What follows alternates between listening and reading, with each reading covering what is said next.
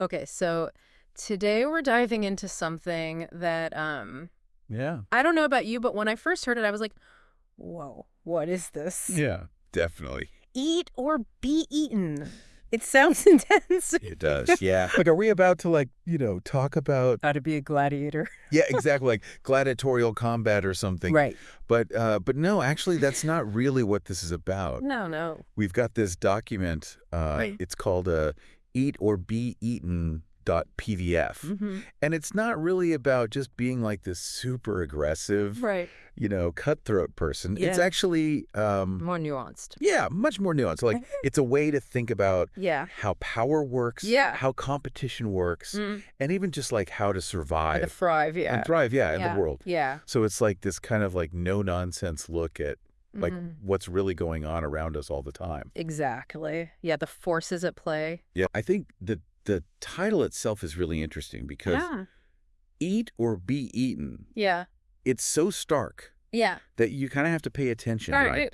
And you might immediately think of the negative connotations, like, aggression, exploitation, taking advantage of others. Right. But when you actually dive into this document, what it reveals is it's not about becoming some kind of ruthless operator. Yeah. It's about recognizing that there is a game in motion. Right.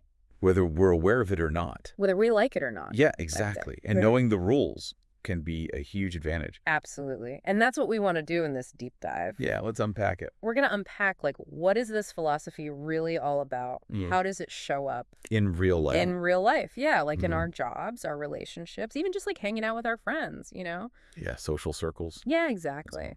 And ultimately, I think what we want to do is help you, the listener, understand how to use this framework. Yeah, this framework to actually feel more empowered in those situations instead of feeling like powerless. Yeah, powerless, overwhelmed, or like you're constantly like giving ground, And you're on the back foot all the time. Exactly. So to kick things off, this idea of natural law of predation. Yeah. Like, sounds very official. Yeah, very official, right?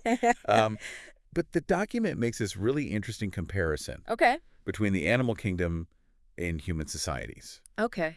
Yeah. In nature, there's always this like dance of dominance, right? You've got survival of the fittest. Yeah, survival of the fittest. You've got creatures that are trying to get an advantage over others. Right. There's limited resources, food, territory, all of that. And the document argues that we're not actually that different. Like, we might have fancy clothes. Right, and like rules and laws and stuff. Right, exactly. Yeah. But those same patterns Underneath it all. are at play underneath it all. Yeah. So much of life is about competition. Right. Whether we acknowledge it or not. And I think we see that, like, when you think about it. It's like whether you're trying to get a promotion or, like you said, build those connections. A relationship. Yeah, or even just like... find your tribe. Yeah, find your people. It's like there are these situations where... it feels like...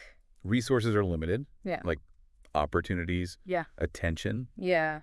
Even just like goodwill. Right. And it feels like... it's finite. It's finite. Yeah. And like it matters, Yeah. And the stakes are real. Yeah, the stakes feel real. Yeah. So this idea of like being eaten in this context. It's interesting how they define it. Yeah, because I think a lot of people might think being eaten means like you just get totally destroyed. Yeah, like you lose everything. You lose, yeah. Right. But that's not really... it's not always so dramatic. Yeah, it's not always so dramatic. It's more like a slow burn sometimes. Right. It's that subtle erosion of your boundaries. Right. You're constantly giving away little pieces of yourself. Right, like little nibbles. Yeah, little nibbles. Yeah. Of your time, your energy. Yeah. Your opportunities, even your confidence. Yeah. To people who maybe understand this game a little better. Right. They're a little bit more... savvy, yeah. Yeah.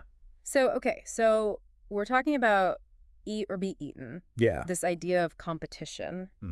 But this document makes it very clear this is not just a free pass to be like a jerk. No, absolutely not. Right. It's not about being cutthroat or stepping on everyone to get to the top. Right. It actually talks about this concept of strategic ethics of power. Right. It's like being strategic and ethical. Yeah, it's like you can be smart. At the same time. Right. Right. You can be aware of the game. Right. And play it well. Right. But still do it with integrity. With integrity. Yeah, with respect for boundaries. Respect for boundaries. Both your own and other people's. Right. So it's not just like... It's not a free-for-all. Yeah, it's not a free-for-all. It's not about using and abusing people. Right. It's about understanding the dynamics and then working within that system. Yeah. So it's more about like... Yeah. Awareness. Not cruelty. Right. It's about understanding your own power and making sure you're not constantly being taken advantage of. Right. It's about claiming your fair share. Yeah. And not apologizing for aiming high. Yeah. You know? Or just for occupying the space that you deserve. Right. So it's not about like... It's not about diminishing others to make yourself look bigger. Yeah. It's more like we can all rise together. Yeah. You know? So it's not even necessarily about like... crushing your competition. It's more like knowing your worth. Knowing your worth and owning it. And owning it. Yeah. Yeah. And I think that's really empowering. Yeah, it is empowering. Yeah. It's like that saying, you can't pour from an empty cup. Oh, yeah. I love that one. Yeah. Like you can't constantly be giving to other people if you're not also taking care of yourself. You're going to burn out. Yeah, you're going to burn out.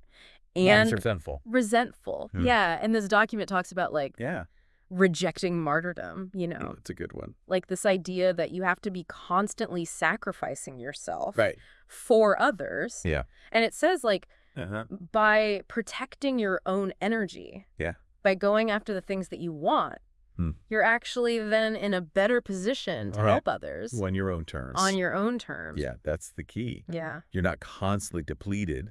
Yeah. By everyone else's needs. Right. You know? And then it gets into like how this shows up in different areas of life. Yeah, in the real world. Yeah. This is where it gets really practical. Yeah. So it talks about these different arenas, what it calls modern arenas of consumption. Right. Like where this plays out. Eat or be eaten thing is happening. Yeah, exactly. Okay, so like what's the first arena? Well, let's start with your career. Okay. I mean, think about it. Yeah.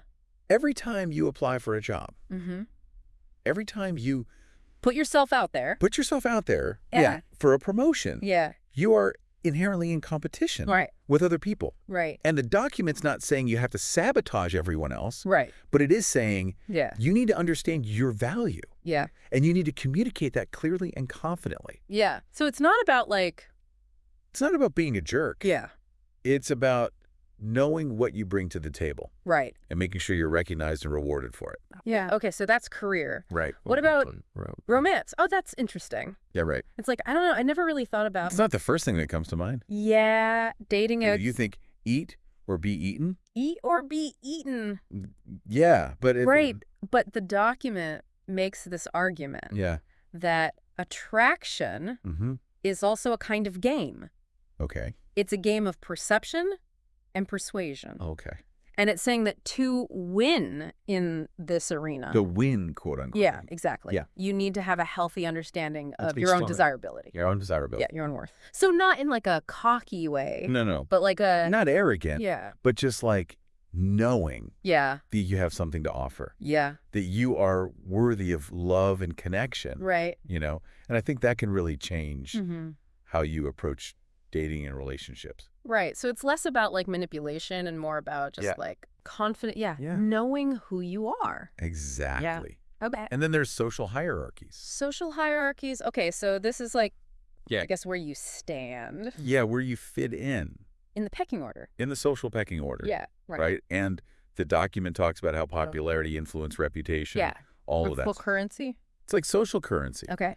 And if you ignore these dynamics, it can lead to feeling sidelined. Right. Overlooked. Yeah, you're not really in the game. You're not even playing the game. Yeah. But if you understand how it works and you learn how to navigate it, it can actually lead to greater social magnetism. So it's not even necessarily about like being like the most popular person. Not about being the queen bee or the king. Yeah. It's more about understanding how these dynamics work and how they can affect your opportunities and your overall experience. Okay, so we've got these different arenas where this eat or be eaten thing is happening. Yeah. And then it gets into... Levels of the game. Levels of the game, yeah. Okay, this is where it gets really interesting. Yeah, I like this part. Yeah. Okay, so it's like... It outlines these different mindsets. Okay, different approaches. Yeah, different approaches. To this whole thing, okay. Yeah, and the first one is The prey mindset. The prey mindset. Which I think a lot of people probably can relate to. Probably the most common starting point. Right. And this is like These are the people pleasers. Yeah, the people pleasers. The ones who are always putting everyone else's needs first. Yeah. They're always trying to gain approval. Yeah. Be liked. Yeah, be liked, be accepted. Yeah. And the document says, like, these are often the people who end up feeling used. Drained. Resentful. Yeah. Because they're not taking care of themselves. Right. They're constantly giving. And then they wonder why they feel so depleted. Exactly. So that's the prey mindset. Right. And then the next level up is survivor mindset. The survivor mindset. Okay, so these are the people who are starting to get it. Yeah, they're starting to wake up a little bit. Yeah. They're more aware of the dynamics at play. Yeah. They're not necessarily proactive yet. Okay. They're more reactive. Okay. But they are learning to set boundaries. Okay. And defend their own territory. So they're not just like... when necessary. Yeah. They're not just like rolling over, right. letting people walk all over them. They're starting to push back a little bit. Yeah. Yeah. Okay, so we've got prey. Prey survivor. Right, that's next. Okay, so now we're moving from defense to offense. Okay. This is the predator mindset.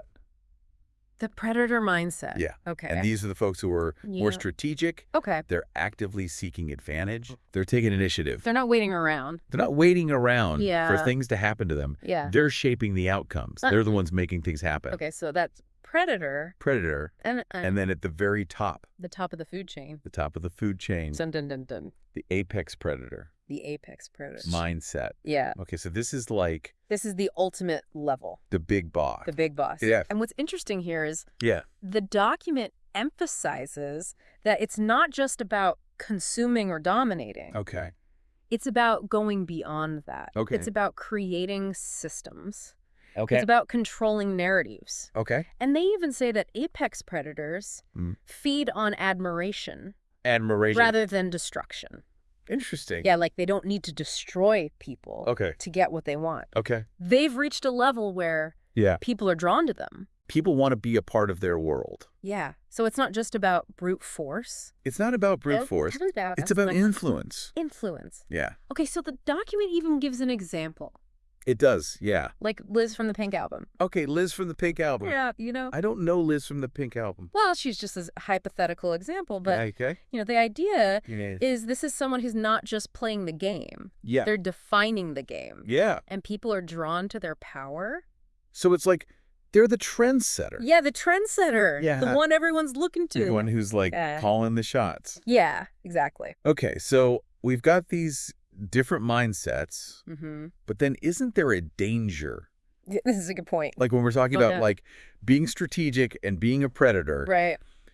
Like, isn't there a danger of this turning into like manipulation or exploitation? Absolutely. If it's not done carefully. Yeah, that's a real risk. Right. And the document actually addresses this head on with this concept of power without abuse. Power without abuse. Yeah. Okay. So how do you have power and not abuse it? Well, it's about restraint. Restraint. Okay. Yeah, it's about recognizing that you don't have to win every single interaction. Okay. By overpowering someone else. Okay. You know? It's not about like... it's not about always being right. Yeah. It's not about always getting your way. Yeah. It's about something bigger than that. Okay.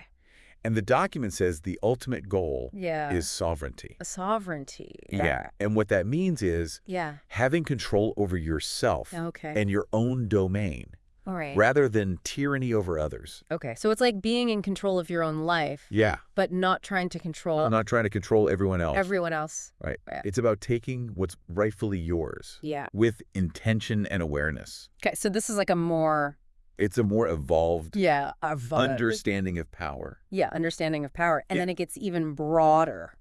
Yeah. Right?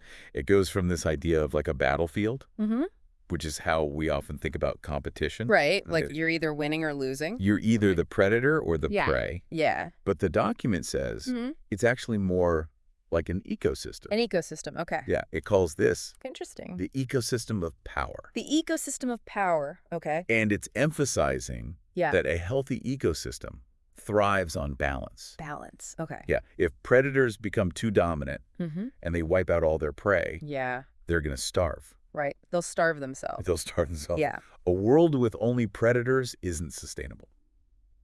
Makes sense. Yeah. So it's not about like getting rid of...